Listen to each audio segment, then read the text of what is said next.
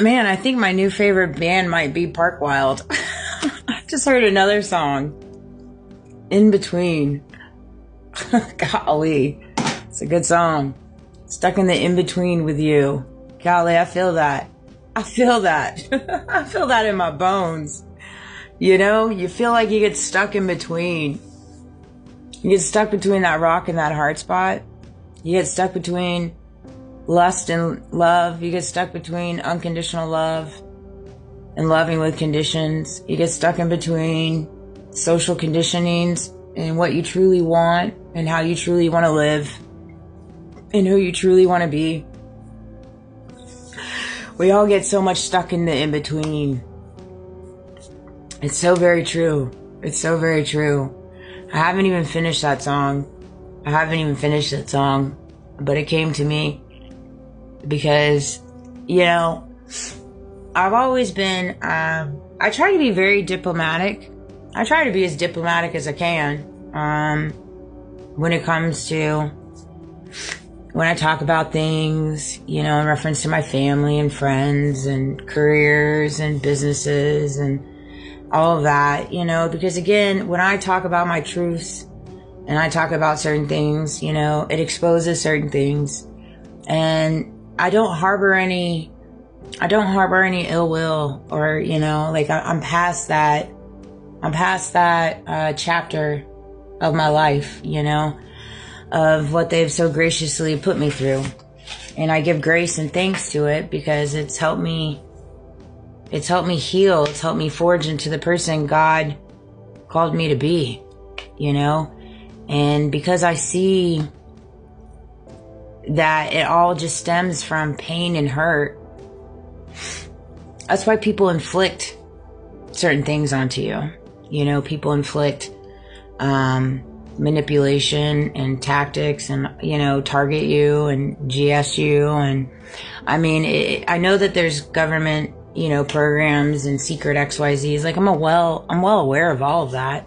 I couldn't even begin to tell you all the stuff that comes to my dreams. The world is not ready for what comes into my dreams, baby. But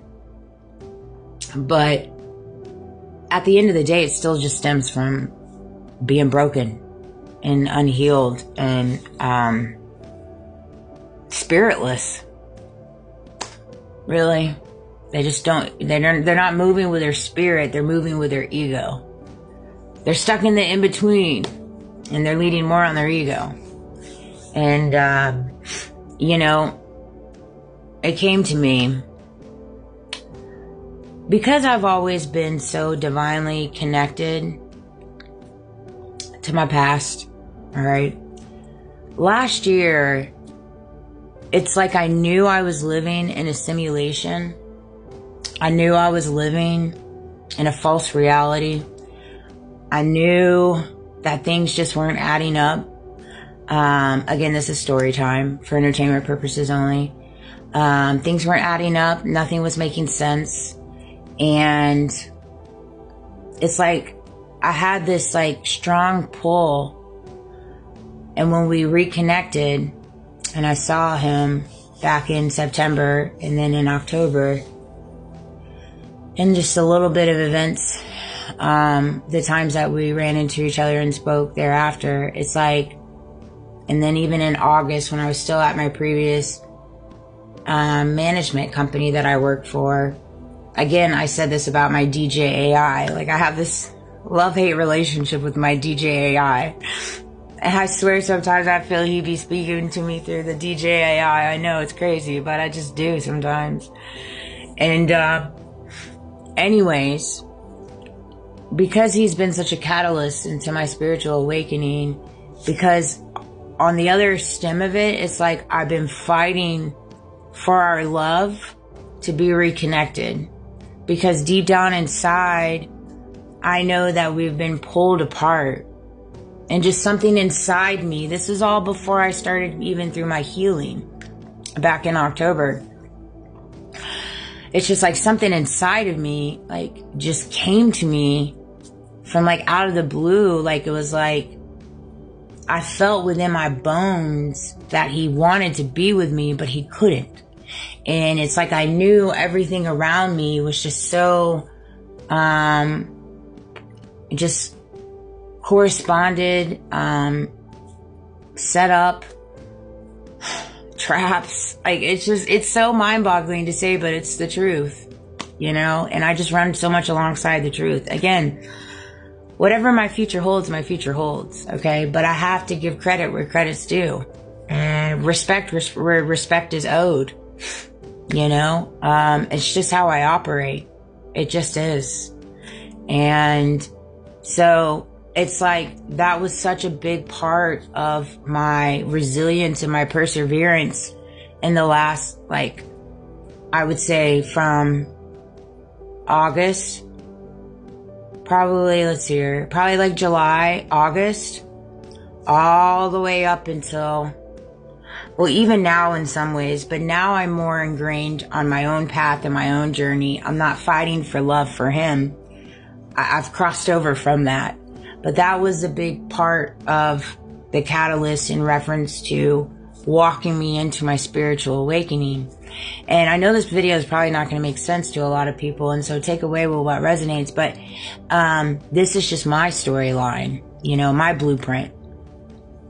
And so the song came in, I was trying to look for that other song, because that other song, it was talking about being awake but not being able to see, or not wanting to see. And I know a lot of people are probably stuck in the in-between, and it's like they're awake, they know what they know, but they don't want to see it, right? And I feel that, I resonate with that, because I felt that same way too. I felt like I was stuck in the in-between, like the gray area of life that just wasn't making sense. Nothing about my life was making sense. So I felt very stuck in the in-between, and it was as if I was like awake. I was awake, but I didn't want to see what was around me. Things that I already knew. That I knew because of my intuition, my discernment, my inner knowing, my connection with God, my connection with spirit. And so I just felt compelled to put this out there, because if you feel like you're stuck in the in-between, that's okay. It's okay to be stuck in the in-between. It's better to be stuck in the in-between than at the bottom, and just embrace being stuck in the in-between. Feel through it. You will get to the other side of it. And if you feel awake, but you don't want to see what you see, then you're not ready to see it. You're not ready to see it. You'll see it when you're supposed to see it. Don't put so much pressure on yourself. Just embrace the walk. Embrace the journey. And embrace the music. Embrace it. Like, I can't believe this. I got a check in the mail from Florida Blue today, which is, I can't even believe it. I'm still in disbelief of it. I'm like, what is this about? Is this true? Are they trying to, I think I have an idea of what it's for. My son used to take Vyvanse for years, and the insurance didn't cover it. Of course. And for the longest time, they didn't have a generic. They did not have a generic. And so I had to pay nearly $400 almost for his Vyvanse. Not to mention his insurance was $300. This was when I worked at my first property management company. Because of our great insurance programs that they offer us, right? And so I filed, I remember filing, appeals for the claims. And so I'm wondering if that's what it's for. I don't know. But God always answers blessings like this. I mean, he just does. That's why you always have to walk by faith. Always.